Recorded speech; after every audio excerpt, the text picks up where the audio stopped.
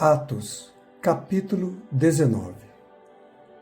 Enquanto Apolo estava em Corinto, Paulo viajou pelas regiões do interior até chegar a Éfeso, no litoral, onde encontrou alguns discípulos. Ele lhes perguntou: "Vocês receberam o Espírito Santo quando creram?" "Não", responderam eles. "Nem sequer ouvimos que existe o Espírito Santo." "Então que batismo vocês receberam?" perguntou ele. "O batismo de João", responderam. Paulo disse: "João batizava com um batismo de arrependimento, dizendo ao povo que cresce naquele que viria depois, isto é, em Jesus. Assim que ouviram isso, foram batizados em nome do Senhor Jesus. Paulo lhes impôs as mãos e o Espírito Santo veio sobre eles e falaram em línguas e profetizaram. Eram ao todo uns 12 homens. Em seguida, Paulo foi à sinagoga e ali pregou corajosamente durante 3 meses, argumentando de modo convincente sobre o reino de Deus. Mas alguns deles se mostraram endurecidos, rejeitaram a mensagem e falaram publicamente contra o caminho. Paulo, então, deixou a sinagoga e levou consigo os discípulos, passando a realizar discussões diárias na escola de Tirano. Isso continuou durante os 2 anos seguintes, e gente de toda a província da Ásia, tanto judeus como gregos, ouviu a palavra do Senhor. Deus concedeu a Paulo o poder de realizar milagres extraordinários. Quando lenços ou aventais usados por ele eram colocados sobre enfermos, estes eram curados de suas doenças, e deles saíam espíritos malignos. Alguns judeus viajavam pelas cidades expulsando espíritos malignos. Tentavam usar o nome do Senhor Jesus, dizendo: "Ordeno que saia em nome de Jesus a quem Paulo anuncia." Os homens que faziam isso eram 7 filhos de Seva, um dos principais sacerdotes. Certa ocasião, o espírito maligno respondeu: "Eu conheço Jesus e conheço Paulo, mas quem são vocês?" O homem possuído pelo espírito maligno saltou em cima deles e os atacou com tanta violência que fugiram da casa, despidos e feridos. A notícia do ocorrido se espalhou rapidamente por toda a cidade de Éfeso, tanto entre judeus como entre gregos, e sobre eles veio um temor reverente, e o nome do Senhor Jesus era engrandecido. Muitos dos que creram confessaram suas obras pecaminosas. Vários deles, que haviam praticado feitiçaria, trouxeram seus livros de encantamento e os queimaram publicamente. O valor dos livros totalizou 50.000 moedas de prata. Assim, a mensagem a respeito do Senhor se espalhou amplamente e teve efeito poderoso. Depois disso, Paulo se sentiu impelido pelo Espírito a passar pela Macedônia e a Acaia antes de ir a Jerusalém.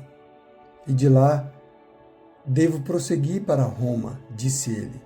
Então, enviou adiante dele a Macedônia 2 assistentes, Timóteo e Erasto, e permaneceu um pouco mais na província da Ásia. Por essa época, houve enorme tumulto em Éfeso por causa do caminho. Começou com Demétrio, ourives que fabricava modelos de prata do templo da deusa grega Ártemis, em que empregava muitos artífices. Ele os reuniu a outros que trabalhavam em ofícios semelhantes e disse: "Senhores, vocês sabem que nossa prosperidade vem deste empreendimento. Mas como vocês viram e ouviram, esse sujeito, Paulo, convenceu muita gente de que deuses feitos por mãos humanas não são deuses de verdade. Fez isso não apenas aqui em Éfeso, mas em toda a província. Claro que não me refiro apenas à perda do respeito público por nossa atividade.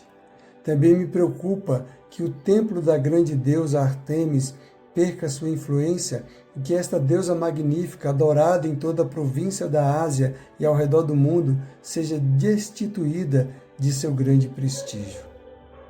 Ao ouvir isso, ficaram furiosos e começaram a gritar: Grande é Ártemis dos Efésios! Em pouco tempo, a cidade toda estava uma confusão. O povo correu para o anfiteatro, arrastando os macedônios, Gaio e Aristarco, companheiros de viagem de Paulo. Ele também quis entrar, mas os discípulos não permitiram. Alguns amigos de Paulo, oficiais da província, também lhe enviaram um recado, no qual suplicaram que não arriscasse a vida entrando no anfiteatro. Lá dentro, em polvorosa, o povo todo gritava, e cada um dizia uma coisa. Na verdade, a maioria nem sabia por que estava ali. Entre a multidão, os judeus empurraram Alexandre para a frente e ordenaram que explicasse a situação. Ele fez sinal pedindo silêncio e tentou falar. No entanto, quando a multidão percebeu que ele era judeu, começou a gritar novamente e continuou por cerca de 2 horas. Grande é Ártemis dos Efésios! Por fim, o escrivão da cidade conseguiu acalmar a multidão e disse: Cidadãos de Éfeso, todos sabem que Éfeso é a guardiã do templo da grande Ártemis, cuja imagem caiu do céu para nós. Portanto, sendo este um fato inegável, acalmem-se e não façam nada precipitadamente. Vocês trouxeram estes homens aqui, mas eles não roubaram nada do templo, nem disseram coisa alguma contra nossa deusa. Se Demétrio e seus artífices têm alguma queixa contra eles, os tribunais estão abertos e há oficiais disponíveis para ouvir o caso, que façam acusações formais. E se há outras queixas que desejam apresentar, elas podem ser resolvidas em assembleia, conforme a lei. Corremos o perigo de ser acusados de provocar desordem, pois não há motivo para este tumulto. E se exigirem de nós uma explicação, não teremos o que dizer. Então os despediu e a multidão se dispersou.